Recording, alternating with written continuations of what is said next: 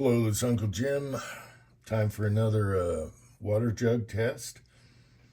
In the last video, we shot this deep hollow point in a 4-inch revolver, and it made a really nice mushroom. Now, Jerry has been all over my case that he likes the shallow pin in the NOE here. So I got this from Jerry. Again, let's cover that. 359151 TC. Okay. So this time we're going to try the shallow hollow point, same alloy. It's from the same batch. And see what happens. However, I'm going to go back to a 16-inch barrel, which did this with the deep hollow point before, without fragging too much.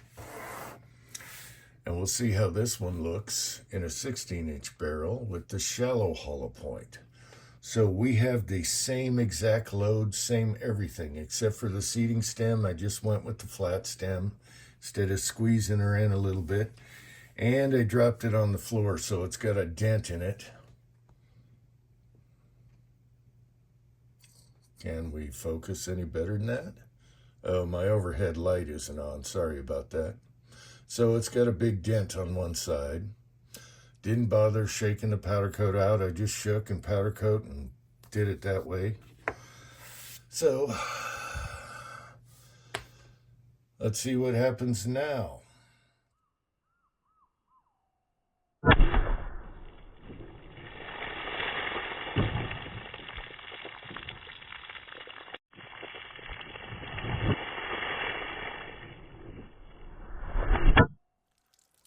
We got exactly 1,000 feet per second.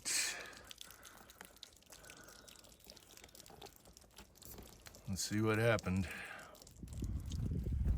Okay, blew the snot out of the first jug. Now the first jug is marked 0, and then we go 1, 2, 3 because I wanted to get rid of this taped up jug here. So center hit, blew that up. Second jug, which is number 1, don't really see any fragments. All right.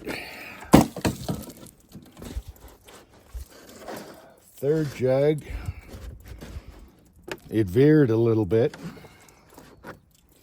And again, I'm trying to shoot down with the table. No fragments in there at all. Okay. So usually we're in the third jug, but we went 1,000 feet per second here. And we had a shallower hollow point. So this is a fourth jug. Went in here and just slightly dented out here where it's leaking. So caught it in the fourth jug almost. And I think there's something in there. Yep. Really nice out today. Much better than, oh, this is interesting. We got the drum. I did a 44 mag video with the Lee 310 and made a drum, and it looks like we have a drum again. Yep. So there we go. We got a drum. I could go softer, but I don't know, Jerry. I'm liking the deeper hollow points, but in a Magnum, that'd be perfect. All right, let's bring it in, dry her out, and see what happens. Okay, this was the same powder charge as the last video. However, being a shallower hollow point, the bullet was heavier, and it was exactly 149.6 grains with the shallow hollow point. And with the 16-inch, with the deep hollow point, we got that with the same load. And then with the 4-inch revolver, we got this with the same load with the deep hollow point. So brass is fine. Let's weigh this guy. I doubt it lost anything. And 149.6 grains is what it was. 149.3. So Tin Man's going to wonder where the 0.2 went 0.3. All right, so my thinking is, in this, I'm going to use the deep hollow point for 38's and 9mm, and then I'm going to use the shallow hollow point for 357. And we'll go from there. Now, this is about 10 BHN. If it was softer, yeah, it'd mushroom more, or if I went faster, but I want to kind of stay at 1050 or so to be subsonic, because these are all shot suppressed. All right, so let's measure this guy. Well, let me show you what it looks like. This had Harbor Freight powder coat in it. So it just made a little drum that reminded me of a non-hollow point I shot in 44 mag. So let's see what we get here. 478.5. That ain't bad for what this is. 475. 469.5. Okay, so if you want a little more penetration, there you go. It is better than a 3565 or 3575. No, 3585 is what I sized them to because they were softer. 10 BHN. All right, it reminds me of this. This is a Lee 310 44 mag without any hollow point, and it made a little drum. It tried. And I think that was out of a 7-inch Red Hawk, 7.5. Anyway. So, that was a fun experiment. I know exactly where I want to be here, at least with this BHN, and I got plenty of them to play with. So, maybe next time we do a 357, same bullet. Let me grab one here and see what happens there. Okay, so today's Memorial Day, and I hope everyone remembers what our vets did and paid the ultimate price.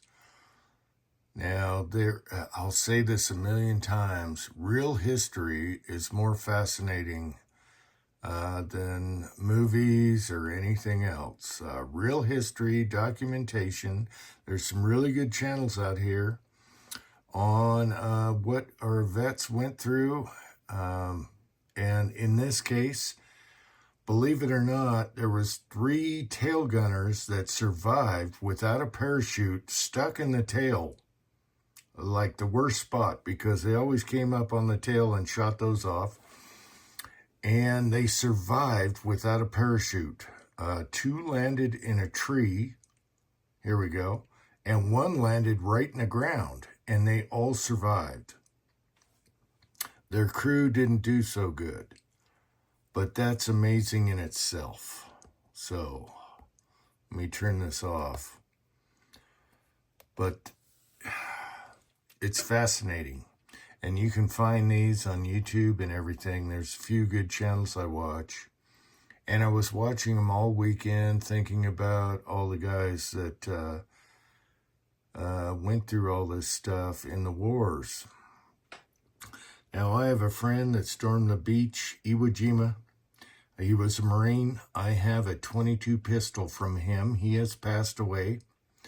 I have a book that a Vietnam veteran gave me, a friend of mine. He has passed away many years ago. And that book is fascinating. The Vietnam guys don't get enough respect. And this book tells the truth. It tells the facts, not the fake news about Vietnam vets being drug addicts and having problems with jobs when they came home. Actually, World War II, they had a worse problem than the Vietnam vets.